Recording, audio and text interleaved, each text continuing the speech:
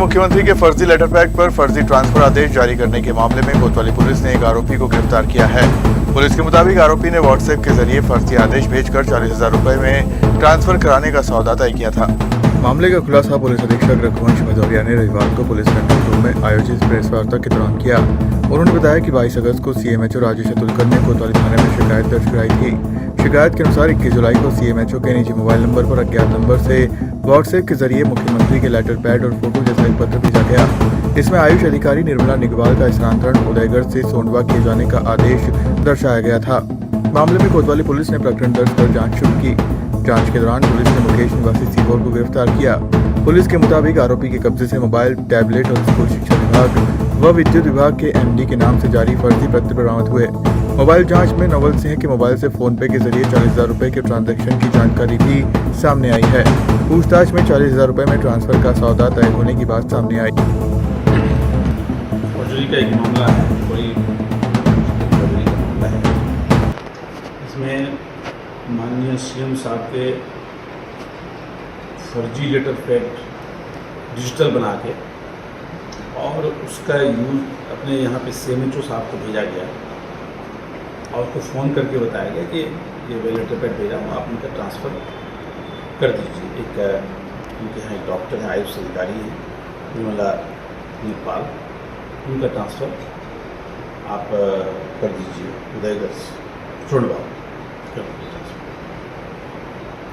उनको सीएमएचओ साहब उसका शक हुआ, उन्होंने वेरीफाई किया पुलिस अधिकारियों से, उसके बाद उनको शक हुआ, उन्होंने तत्काल पुलिस को इन्फॉर्म किया और तत्काल वहाँ FIR 420 की FIR दर्ज की गई और लगातार पुलिस उसमें जो है इन्वेस्टिगेशन लगा और इसमें जिस नंबर से फ़ोन आया था उसके आधार पर हम लोगों ने आरोपी को पकड़ा और आरोपी से जो अभी प्रारंभिक पूछताछ हुई है इसमें इसने उज्जैन के चक्रतीर्थ क्षेत्र में नगर निगम ने अस्थायी अतिक्रमण के खिलाफ कार्रवाई की। आयुक्त अभिलाष मिश्रा के निर्देश पर रविवार को जोन क्रमांक 1 की वार्ड 13 में निगम की रिमूवल गैंग और जेसीबी की मदद से अतिक्रमण हटाया गया। उज्जैन नगर निगम के अतिक्रमण हटाने की कार्रवाई लगातार जारी है। इसी क्रम में रविवार को चक्रतीर्थ क्षेत्र में अस्थायी अवैध अतिक्रमण पर कार्रवाई की गई। नगर निगम की रिमूवल गैंग ने जेसीबी की मदद से अतिक्रमण हटाया। कार्रवाई के दौरान निगम और पुलिस के अधिकारी एवं जवान मौजूद रहे। मौके पर सहायक आयुक्त राघवेंद्र सिंह पालिया, तहसीलदार शेफाली जैन, भवन अधिकारी राजकुमार राठौर, भवन निरीक्षक शिवम गुप्ता, सीएसपी पुष्पा प्रजापति सहित संबंधित थाना प्रभारी और पुलिस बल मौजूद रहा। उज्जैन में सीएम हेल्पलाइन की लंबित शिकायतों को लेकर कलेक्टर रोशन कुमार सिंह ने सख्त रुख अपनाया है। 500 दिन से अधिक समय से लंबित शिकायतों का निराकरण नहीं होने पर तहसीलदार घटिया की 2 वेतन वृद्धि रोकने और विभागीय जांच के निर्देश दिए हैं। उज्जैन कलेक्टर रोशन कुमार सिंह ने प्रशासनिक संकुल भवन में राजस्व विभाग की समीक्षा बैठक ली। बैठक में सीएम हेल्पलाइन, नामांतरण, बंटवारा, सीमांकन, राजस्व वसूली, भू अर्जन, पीएम किसान और फार्मर रजिस्ट्री सहित विभिन्न कार्यों की समीक्षा की गई। सीएम हेल्पलाइन की समीक्षा के दौरान कई तहसीलों का प्रदर्शन संतोषजनक नहीं मिला। 500 दिन से अधिक पुरानी शिकायतें लंबित पाए जाने पर कलेक्टर ने तहसीलदार घटिया के खिलाफ 2 वेतन वृद्धि रोकने और विभागीय जांच के निर्देश दिए। वहीं अविवादित नामांतरण के अधिक प्रकरण लंबित मिलने पर तहसीलदार महितपुर को कारण बताओ नोटिस जारी करने के निर्देश दिए।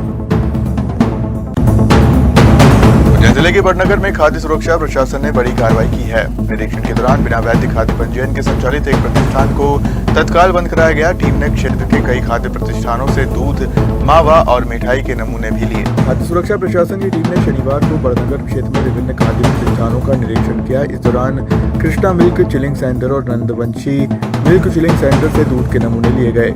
वहीं राजा आइसक्रीम के मिठाई निर्माण स्थल से मावा और मावा रोल के सैंपल लिए गए। टीम ने हर्ष ट्रेडर्स का भी निरीक्षण किया, जहां खाद्य पंजीयन फरवरी 2026 में ही समाप्त होना पाया गया।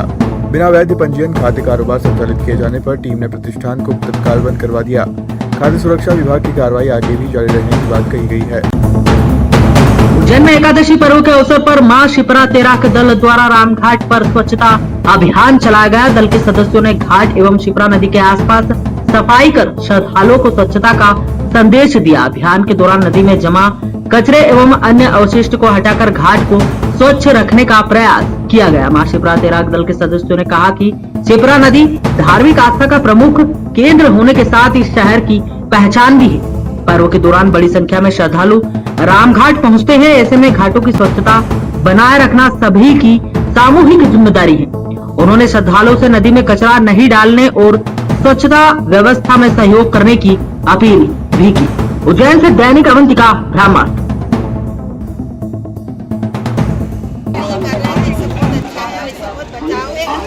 ऐसा होना ही चाहिए ताकि हम सुरक्षित रह सके सभी। कई लोग फिसल रहे थे, गिर रहे थे, तो डूबने से भी उनको बचाया, निकाला बाहर, सुरक्षा रख रहे हैं सब। बहुत अच्छी सेवा कर रहे हैं लोग, साफ सफाई बहुत अच्छी सेवा कर रहे हैं। खाई आई सब निकालना, साफ सफाई, घाट की अच्छी सफाई की। आपका नाम? हमारा सुशीला। कार्य कर रहे हैं या किसके लिए कर रहे हैं? पब्लिक के लिए कर रहे हैं। इनका कुछ नहीं जा रहा, ना कोई इनको सैलरी देगा, बट काम कर रहे हैं अपनी श्रद्धा से। ये अपनी शिप्रा नदी को तट को अच्छा स्वच्छ रखने का काम कर रहे हैं।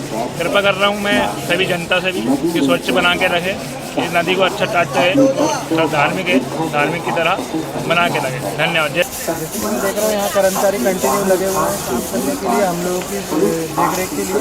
इसलिए हमको ये प्रतीत होता है कि हमको अच्छे से यहाँ पर मतलब नहाना है। मेहनत तो मुझे बहुत अच्छी लगी, मुझे यहाँ से लेके वहाँ तक का मैं देख रहा हूँ पूरा इंजन एकदम चकाचक कर दिया। शुभ नाम? भोपाल में एनएसयूआई ने शासकीय नर्सिंग कॉलेज की मान्यता और फैकल्टी व्यवस्था को लेकर प्रेस कॉन्फ्रेंस की। एनएसयूआई प्रदेश उपाध्यक्ष ने आरोप लगाया कि 6 शासकीय नर्सिंग कॉलेज में प्राचार्य और 10 में उप प्राचार्य नहीं है, वहीं 15 कॉलेज में नियमों के मुताबिक फैकल्टी नहीं होने का दावा किया गया। भोपाल में एनएसयूआई ने शासकीय नर्सिंग कॉलेज की व्यवस्थाओं को लेकर सरकार और Madhya Pradesh nurses registration council पर सवाल उठाए। रवि परमार ने दावा किया कि सत्र 2026-27 की मान्यता प्रक्रिया में कई शासकीय नर्सिंग कॉलेज में आवश्यक पद और फैकल्टी उपलब्ध नहीं है। उन्होंने आरोप लगाया कि कुछ कॉलेज द्वारा मान्यता के लिए कथित तौर पर फर्जी अनुभव प्रमाण पत्र प्रस्तुत किए गए। वहीं अधिवक्ताओं ने बताया कि नियमों के अनुसार नर्सिंग कॉलेजों में प्राचार्य, उप प्राचार्य और निर्धारित संख्या में शैक्षणिक स्टाफ होना जरूरी है। एनएसयूआई ने अनियमितताओं की उच्च स्तरीय जांच की मांग करते हुए हाईकोर्ट में याचिका दायर करने की जानकारी दी। संगठन ने चेतावनी दी कि विद्यार्थियों के भविष्य से खिलवाड़ बर्दाश्त नहीं किया जाएगा और जरूरत पड़ने पर आंदोलन किया जाएगा। भी अच्छे तरीके से किया और बहुत सी जांच में उनमें नर्सिंग कॉलेजों में अनियमितताएं पाई। बहुत सी कॉलेजों की मान्यता रद्द कर दी गई और बहुत से लोगों को जेल भी भेजा गया, इंक्वायरी भी हुई। लेकिन इसके बावजूद भी नर्सिंग महाविद्यालयों में जो फैकल्टीज़ की कमी है, जैसे सबसे महत्वपूर्ण चीज़, एक नर्सिंग कॉलेज में एक प्रिंसिपल का होना महत्वपूर्ण दायरा होता है।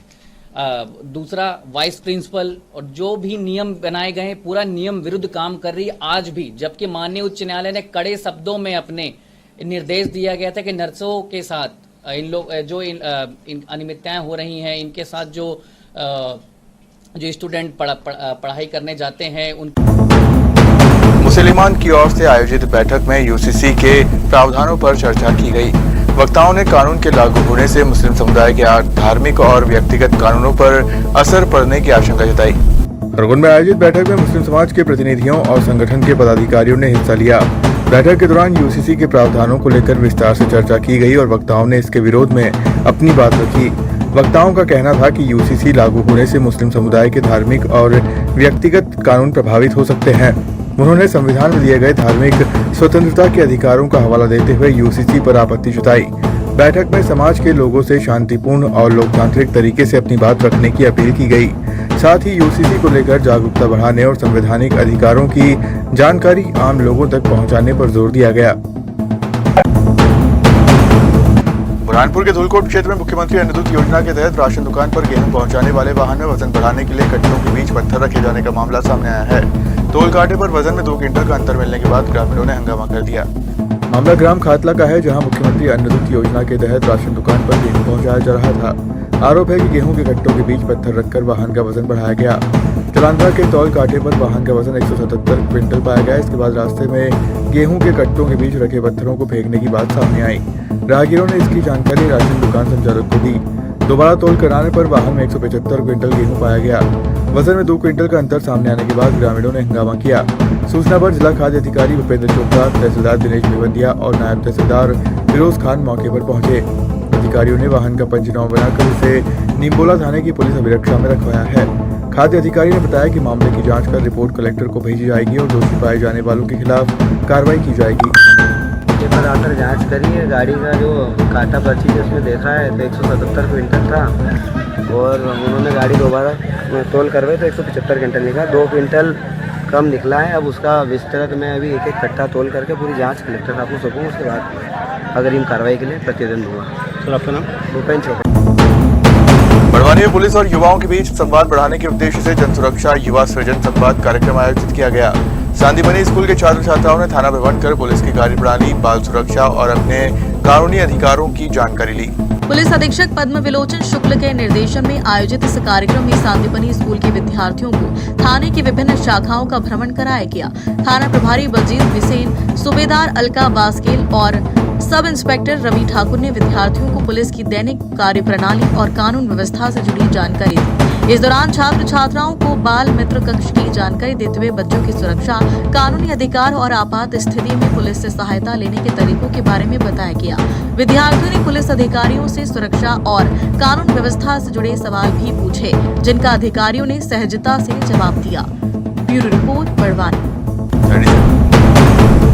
झाबुआ कलेक्टर कार्यालय पर किसानों का अनिश्चितकालीन धरना प्रदर्शन तीसरे दिन भी जारी है। आज सांसद अनीता नागर सिंह चौहान धरना स्थल पर पहुंची और किसानों की मांगों का समर्थन करते हुए मुख्यमंत्री से मुलाकात का आश्वासन दिया।